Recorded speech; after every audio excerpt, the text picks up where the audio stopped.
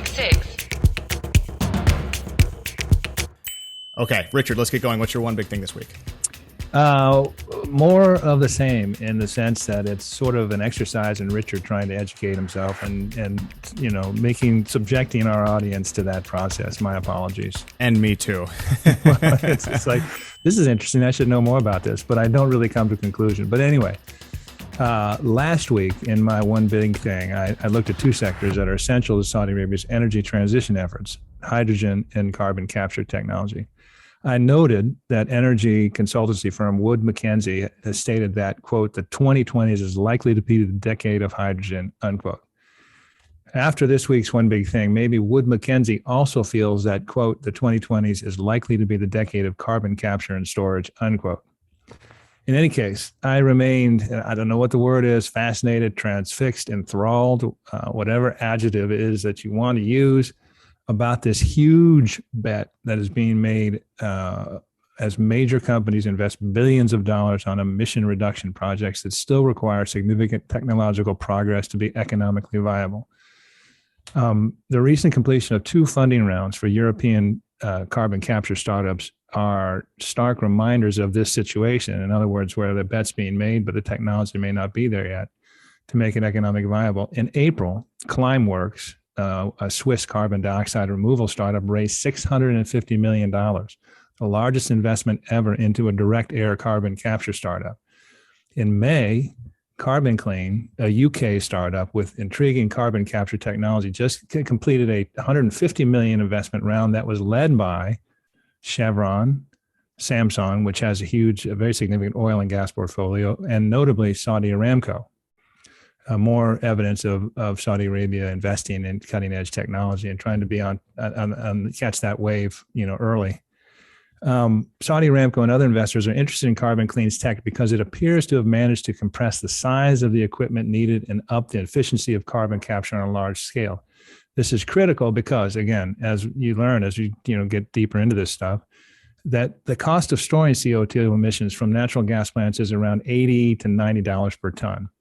And to lower the cost of CCS, carbon capture and storage, there's been a drive to produce larger plants so economies of scale kick in and push the price per ton down. But that's resulted in a problem. One, the initial cost of building a plant is very high, and two, a lot of room is needed. Carbon Clean says it can bring down the cost to $30 per ton by 2025, and also reducing considerably the space and area needed. And at $30 per ton, that would be a third of the current projected cost of natural gas CCS. My fascination is this, and to go back to the beginning, in 2021, the capacity of planned CCS projects grew 52% to 100 million tons a year. If built, emphasis on if built, because they don't all get built, those projects would nearly triple the 40 million tons per year of CCS capacity now operating. And as I mentioned last week, North America and the U.S. account for approximately 50% of CCS projects globally, and well over 50% of CCS facilities in development.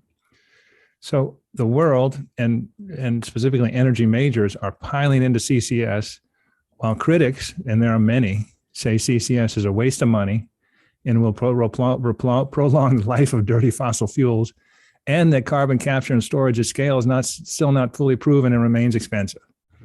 And you can't argue there's plenty of people who feel that way. Even so, these record-breaking funding rounds by carbon capture startups suggest to me that with CCS, and in parentheses, and with green hydrogen also, it seems, the world is attempting to, quote, technology, unquote, its way to an economically viable solution. I certainly hope we succeed. A lot hangs in the balance on this shot.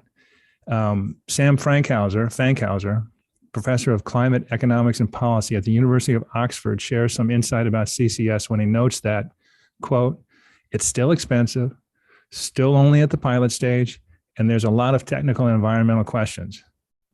But this is essential technology, unquote. That sort of captures it for me. It's like, I just find this, as I said, I just find this fascinating to be watching this endeavor, this moonshot, that is so critical to our efforts to reach, climate goals. And so much of it depends on things that are as yet unwritten in many ways in terms of technology. So anyway, that's my one big thing. Back into the wormhole. Good one. This press release from Aramco Chevron, it's really interesting. My fascination in this is, and there's a paragraph I'm going to read really quickly. CCS works by taking gases from the industrial process and moving them into a tower structure where they're showered with a chemical that absorbs the carbon dioxide. It produces a beer-like substance with CO2 trapped within it, which is then heated to remove the CO2. That CO2 can then be used to make other products such as fuels or stored in abandoned gas wells, or to get teenagers drunk on the weekend. That last part wasn't in it. This is cool. This is all just part of, there is no one approach here to the energy transition and, finding a solution to what we're dealing with is a huge energy shortage. This is really cool. This technology is very fascinating.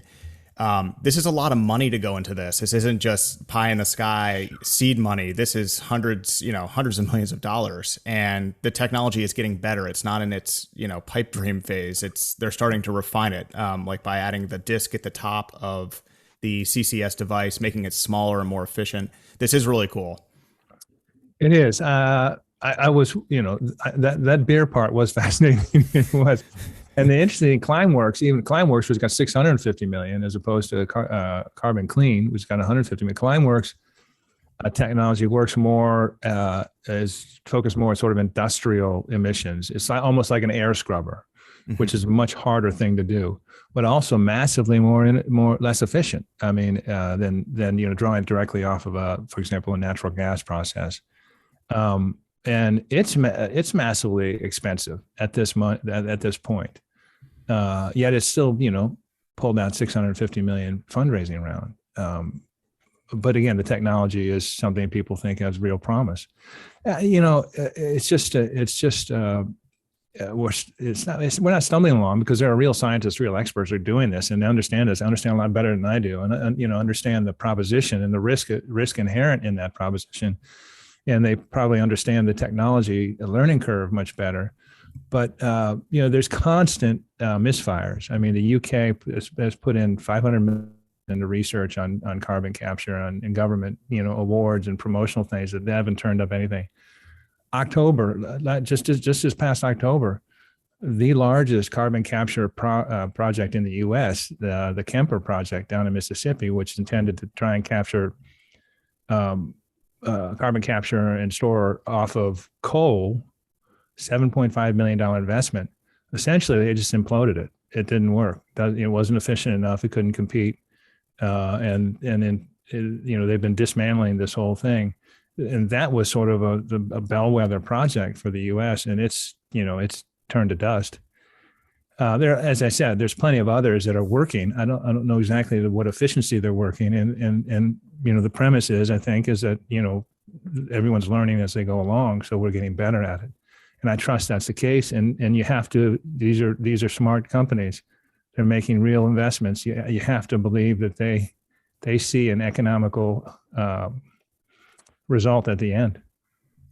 And so, just to understand, the criticism of this is basically that this is a waste of money because we shouldn't be burning fossil fuels in the first place. We need to just stop burning fossil fuels. And so what we're doing is essentially, allowing or encouraging more fossil fuel consumption because we are coming up with ideas to get some of the carbon out of the air. Is that sort of close? Yeah. So, that's the difference between a lot of people. Exactly. And this is one of the Saudis' point is, are we after carbon capture or are we after zero emissions? Mm-hmm. And the zero emissions folks are saying, you can't keep doing fossil fuels because it's a high emitter, even if you use this technology to significantly reduce it.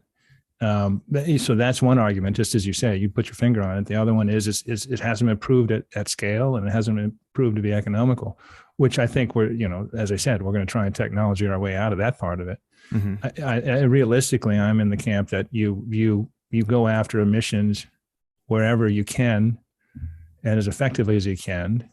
And if that includes, minimizing emissions from fossil fuel, while we are in a transition period, then all the better. Yeah, it's like I read recently about a startup, and I can't remember anything else about it other than the fact that it is going around to farms and seeking to reduce the amount of methane produced from cows, which is a huge driver of greenhouse gases. So, I mean, this is really good, Richard. This is a second week in a row where you've gotten really helpfully technical. Tracks. And so I'm just sitting here listening and being like, yeah, in that's the weeds. Interesting. In the weeds, yeah. You're very diplomatic, Lucian. I appreciate that about you.